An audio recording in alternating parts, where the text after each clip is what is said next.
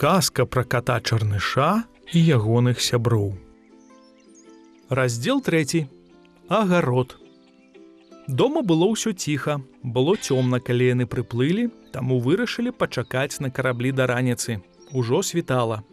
Калі сябры прыплылі дамоў, там усё было спакойна, але ўжо паспела сцямнець, таму было прынята рашэнне пачакаць на караблі да раніцы. Нарэшце пачало світаць. «Кукурыку!» – будзіў Кагут. Шпаркуха расплюшчыла вочы і хутка скочыла Кагуту на спіну. «Ды досыць ужо!» – прабурчала Шпаркуха. «Я яшчэ нават не пачынаў! Прачынаемся! Кукурыку!» Рабуха кінула ў Кагута гранат, які ўчора не змагла даесці. Гэтым яна перапыніла ягоны спеў, але справа ўжо была зроблена. Усе круціліся, паварочваліся, павольна ўставалі. Каманда весела перакусіла і пачала разгружаць і насіць да хаты купленыя рэчы. Пад абед яны скончылі сваю працу. Рэшту дня яны вырашылі адпачываць, а агародам заняцца на наступны дзень. Кот Чарныш вельмі любіў агарод. Таму, як толькі сонца з'яўлялася на гарызонце, ён ужо хутка бегаў па агародзе і ўсё там вымяраў. Пазначаў, размечваў, дзе і што сеяць. Бурка таксама ўстала раней, хоць і не так рана, як Чарныш, і пачала рыхтаваць сняданак. Астатнія моцна спалі. Нават Кагут спаў так моцна, што аж нібы крыху падхропваў. Плаванне відавочна ўзяло сваё, стаміліся. Чарныш падрыхтаваў прылады для агарода, параскладаў насенне, падрыхтаваў сістэму паліву і гэтак далей. Ён пачаў рыць канаўкі для пасеву кукурузы, аж вось убачыў, як бурка махае яму крылом. Чарныш зразумеў, што яна кліча на сняданак. Стол быў накрыты на вуліцы, у кожнага была свая міска. Амаль ва ўсіх была пшаніца. «Смачна есці! Ко-ко-ко! Дзякуй! Дзякуй!» Чарныш хуценька еў хлеб з маслам і згушчаным малаком. Потым ён сказаў: «Я ўжо падрыхтаваў усё самае асноўнае. Трэба цяпер толькі сеяць». «Выдатна!» – заўважыла Квоця. «Я думала, мне сёння час несціся», – сказала Чарнышка. «Мне таксама», – падхапіла хітруня. «Праўда, паспею некалькі гадзін дапамагчы». «Добра. Спачатку пасадзім кукурузу. Я ўжо пачаў рыць канаўкі. Потым, думаю, добра было б пасадзіць моркву. Трохі буракоў, з другого боку гарох». «Гароху не трохі садзім», – уставіла Квоця. «Памятаю, маладзенькі гарох ты любіш.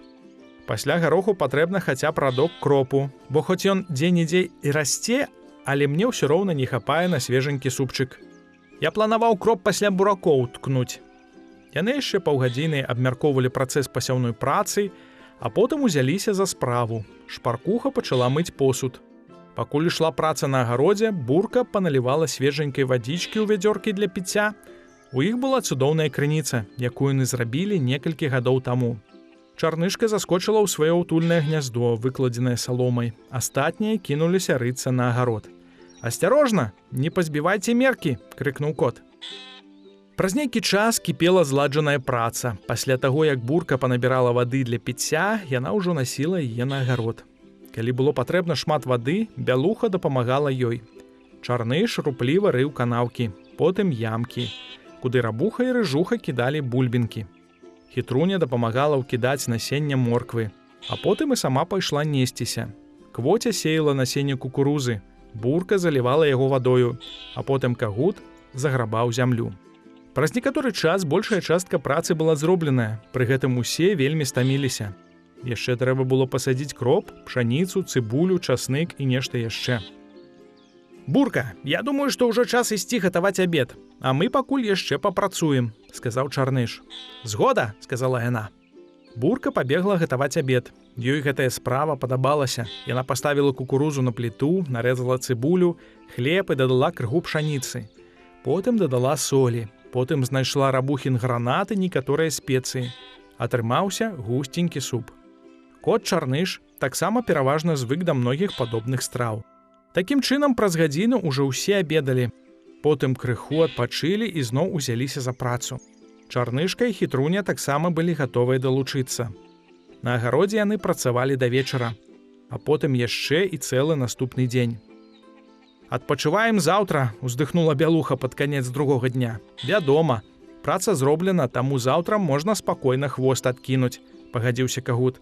Добрая праца, падбіваў кот Чарныш, уважліва аглядаючы засеяны агарод. Дзякуй за супрацоўніцтва, цяпер будзем клапаціцца пра агарод далей. І будзе, што нам есці. Куры і кагут пабеглі кубліцца і рыцца ў садзе. Свой сад куры вельмі любілі, а кот Чарныш узлез на дах хаціны, шчасліва разлёгся там і, гледзячы на небасхіл вострава, пачаў разважаць. Хвост гайдаўся з боку ў бок, Чарныш меркаваў пра тое, ці не наведаць Мурзайлу, дапамагчы яму з пякарняй, пабачыцца з яшчэ некаторымі сябрамі, паглядзець, як жывецца на трэцім востраве.